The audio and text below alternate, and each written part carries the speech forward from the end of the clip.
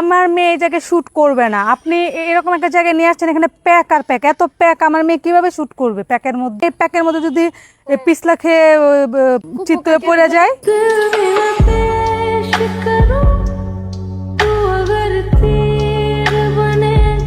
দিশা আজকে চলে আসলো নেত্রকোনা জাংকুকের বাড়িতে শুট করার জন্য। তো জাংকুক অনেকদিন ধরেই আমাকে ফোন করে রিকোয়েস্ট করতেছে যে আন্টি দিশাকে নিয়ে একটু চলে আসেন আমাদের বাড়িতে, একটু শুট করলো দিশা। তো দিশার সাথে আমার একটু দেখাও হলো। এই জন্য হচ্ছে আমি মেকওভার বিউটি সেলুনে চলে গেলাম। আর আপুকে আমি সুন্দর করে বুঝিয়ে দিচ্ছিলাম যে খুব সুন্দর করে আপু আপনি সাজাবেন দিশা। তো জাংকুকের বাড়িতে যাচ্ছি, জাংকুক যেন আমার মেয়ের দিক থেকে চোখ ফেরাতে না পারে এরকম সুন্দর করে সাজাবে। যাই হোক, আপু খুব সুন্দর করে দিশাকে সাজালো। আর দিশা তো হচ্ছে জাংকুকের সাথে দেখা করবে, সেই খুশিতে সে সারা রাত ঘুমায় না কখন জাংকুকের সাথে দেখা করবে। তো দিশার মেকওভারটা কিন্তু অনেক বেশি সুন্দর হয়েছে। তো বারবার হচ্ছে মাথার এই সীতাটা খুলতেছিল, আবার লাগাচ্ছিল যে জাংকুকের বাড়িতে গিয়ে শুট করবে, তাকে যেন দেখতে বেস্ট লাগে। তো আমার আপুকে বললাম যে আপু না, আপনি সীতাটা দেন, সীতাটা দিলেই দিশাকে অনেক বেশি সুন্দর লাগতেছে ঝাপটির সহ। যাই হোক, মিস্টেক হয়ে গিয়েছে, এটা হচ্ছে টায়রা, আমি ভুলে সীতা বলে ফেলেছি। দিশা জাংকুকের সাথে দেখা করবে, তো আমাকে তো একটু মেকআপ করতে হয়, মেয়ের মা বলে কথা, তাই না? আজকে হচ্ছে জাংকুকের সাথে দেখা হলে আমি ওকে কিছু কথা জিজ্ঞেস করবো যে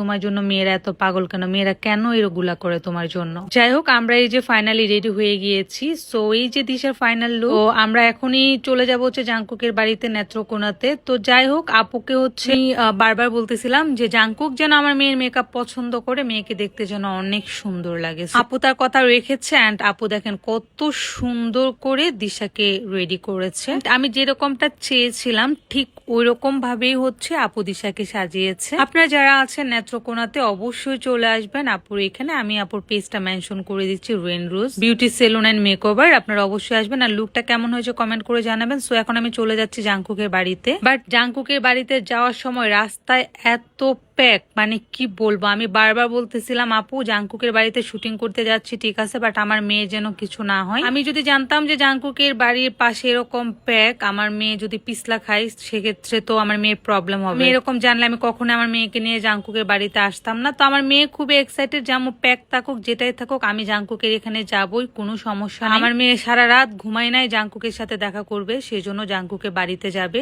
এইটাই হচ্ছে আমার মেয়ের মানে ড্রিম ছিল। যাই হোক, আমার মেয়েকে নেত্রকোনাতে নিয়ে চলে আসলাম জাংকুকের বাড়িতে। দেখেন আমি তো চিল্লাচিল্লি করতেছি, বাট আমার মেয়ে থামতেছে না। ফাইনালি দেখেন আমরা জাংকুকের বাড়িতে চলে আসলাম। আর বাড়িটা দেখে তো আমার এত বেশি ভালো লাগতেছিল, এত সুন্দর দেখেই তো আমি চোখ ফেরাতে পারতেছিলাম না, মনে হচ্ছিল যে রাজপ্রসাদ। যাই হোক, জাংকুক নাকি বাড়িতে নাই, জাংকুক কোরিয়াতে চলে গেছে। তো এখন কি করে, এটা নিয়ে আমি আপুর সাথে অনেকক্ষণ মানে রাগারাগি করতেছিলাম যে কেন জাংকুক চলে যাবে, আমার মেয়েকে আসতে বলে কেন সে চলে যাবে। বাট আমার মেয়ে বলতেছে আম্মা আসছে এখানে যেহেতু জাংকুকের বাড়িতে, আমি আমার শুটটা করে যাই, একটু শুটিং করে যাই, সবাইকে দেখাবো যে দেখো আমি জাংকুকের বাড়িতে এসে আমি শুট করেছি। তো এই যে ফাইনালি জাংকুকের বাড়িতে আমার মেয়ের শুট করতেছে। এই ভিডিওগুলা কিন্তু আমার পেজে পেয়ে যাবেন, এখন আপলোড করা হয়নি। আর এই ভিডিওগুলা কোরিওগ্রাফি করেছেন এবং ভিডিওগ্রাফি করেছেন বাংলাদেশের সবচেয়ে বিখ্যাত এবং অনেক বড় একজন ফটোগ্রাফার, ভাইয়ার নাম হচ্ছে, যাই হোক আমি ভাইয়ার নামটা ভুলে গেছি, ভাইয়া কিন্তু অনেক ফেমাস একজন ফটোগ্রাফার। তো দিশার এই ভিডিওগুলো কিন্তু আপনারা পেয়ে যাবেন খুব রিসেন্ট। আর দিশার এই মেকওভারটা কেমন হয়েছে অবশ্যই আমাকে কমেন্ট করে জানাবেন। সো নেক্সট অবশ্যই জাংকুককে নিয়ে একটা ভিডিও আপলোড করবে দিশা। Thank you everyone.